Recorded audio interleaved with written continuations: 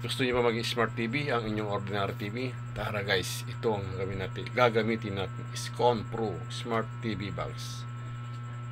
Tingnan yung ating in order na Scon Pro Smart TV Box. So, tatry natin kabit dun sa ating TV. So, yung TV natin hindi siya smart TV. So, tatry natin kung gagana ba siya o hindi. Conclusion, nandito yung smart box niya, yan. So ito yan.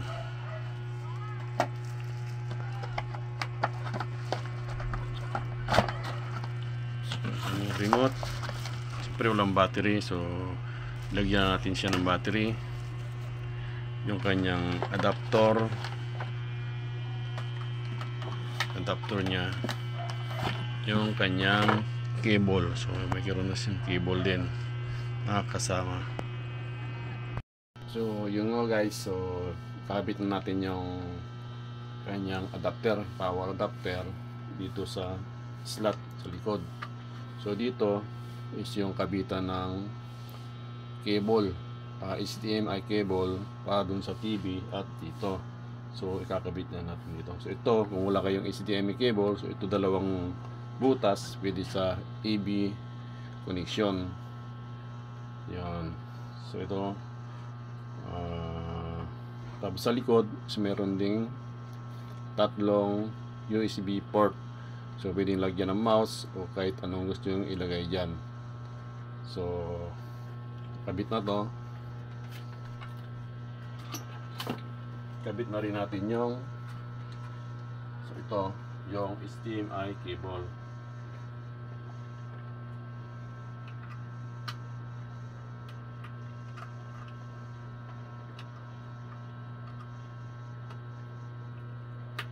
So nakakabit na sa likod. So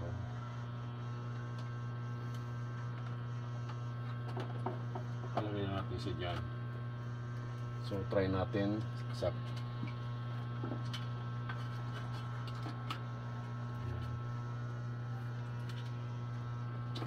so nakasaksak na siya. So buksan natin yung ating TV.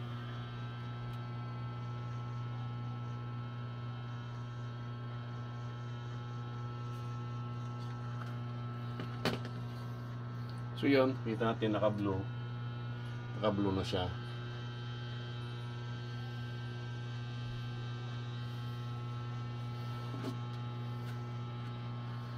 So makita natin sa ating TV sa screen is no signal, diba?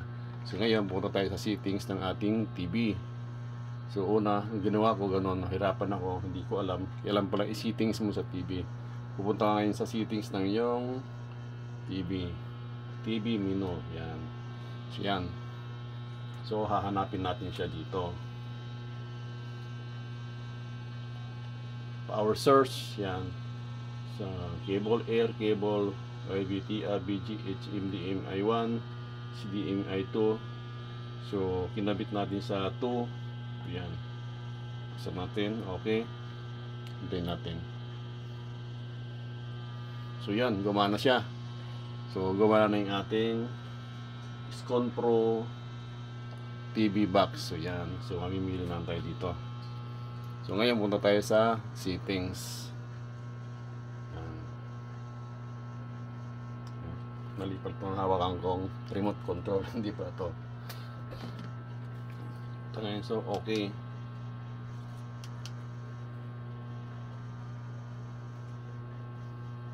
Siyempre wala siya kasi wala tayong internet. So yan, YouTube. So babalik natin. Back tayo. Kasi wala pa tayong internet pa. So pwede siyang, kung meron kayong internet, so dito kakabit yung sawalan niya sa likod. So meron siyang port dito sa likod, sa gitna. So meron siyang lagayan ng internet cable. So meron tayong PLDT Wi-Fi, hindi na malagana, ayaw gumana kanina, so tinatry natin. So doon ilalagay yung internet cable papuntang inyong internet Wi-Fi. So gagamit tayo ngayon ng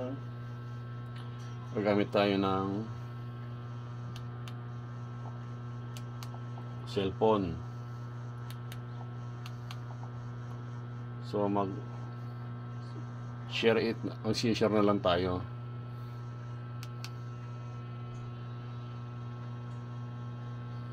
So yan, so tayo dito sa network. So okay. So yung kita yung wifi, internet, saka yung VPN. So meron siya nakalagay dyan. Yung nakalagay na wifi not connected, internet not connected. So bababa tayo. Diyan tayo. So yun guys, so gumamit tayo ng personal hotspot. So hotspot na yung gagamitin natin. So yan, so nakita natin nakakunik na tayo sa internet. So balik na tayo dun sa apps. Kita nyo connected na. Pag sa personal wifi sa yan, so dito na tayo sa apps. So pumunta tayo ngayon sa YouTube.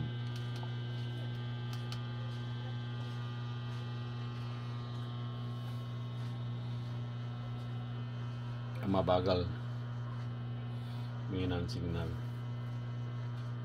So yan, so meron na tayong YouTube.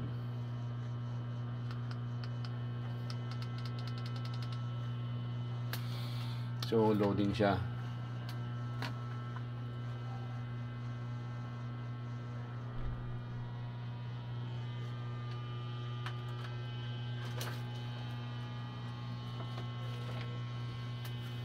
So mahina yung signal natin.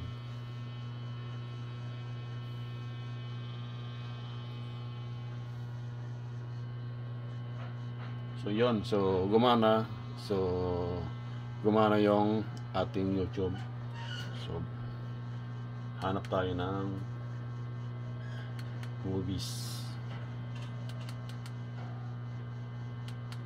o kahit ano pa dyan. So mahina yung signal.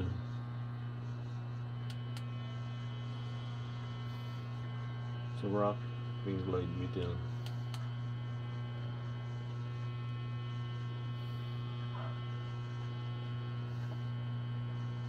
So mahina yung signal. So yun, gusto mo video games, meron din.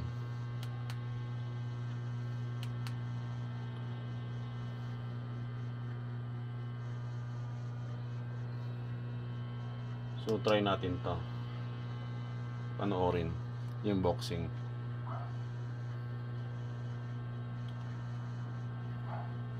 So loading siya.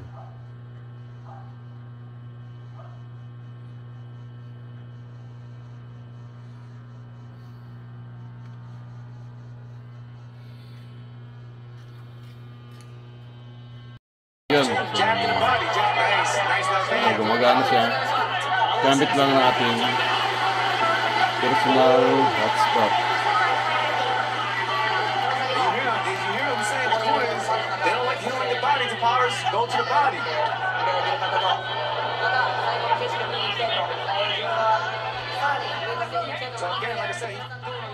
So hinaan natin.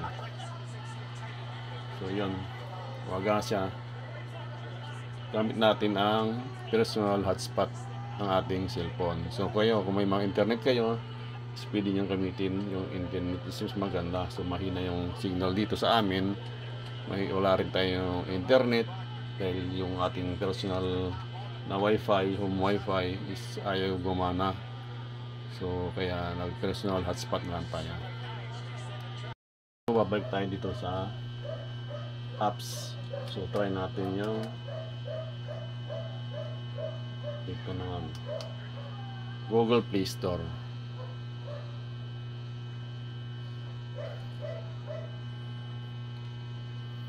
So di pa tayo nakapag-download ng Facebook. So kailangan natin mag-download ng Facebook para magamit din natin to sa Facebook. So loading. siya. Kuha natin Google Play Store. Yan.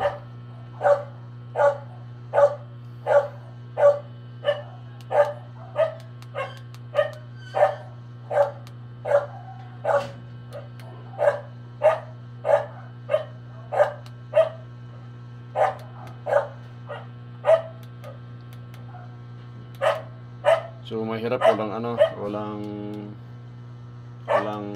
mouse. So kailangan natin ng mouse. Okay naman guys, so gumagana yung ating nabili na Scone Pro na TV box. So ating nabili sa online. So ito gumagana yung kanyang YouTube. So hanap tayo ng movies.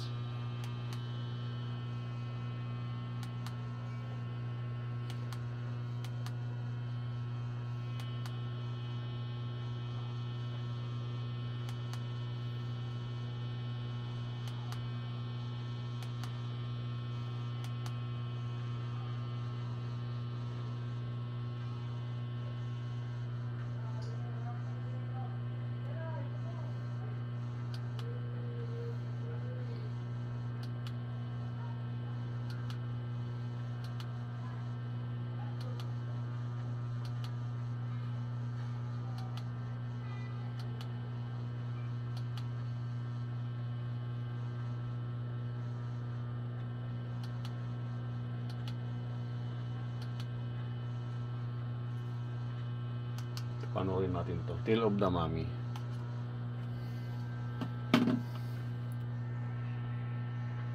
Yun guys, so yun, ulitin natin ulit sa pagkakabit. So yung likod, so yung likod niya yan, so yung kabitan ng HDMI ng kanyang adapter sa likod, saka yung internet is nasa likod din. So itong tatlong port na to, USB port. So yun, kung mayroon kayong pwede yung kabitan ng mouse, so mayroon ding SD card. So yun, so lahat gumagana naman. So yun guys, so ayan siya. So nagawa tayo ng music ng Bee Gees gamit ang ating Smart TV Box Scone Pro. Yan, so hininaan natin para hindi tayo copyright music. So gumagana lahat siya, okay na siya. So yun guys.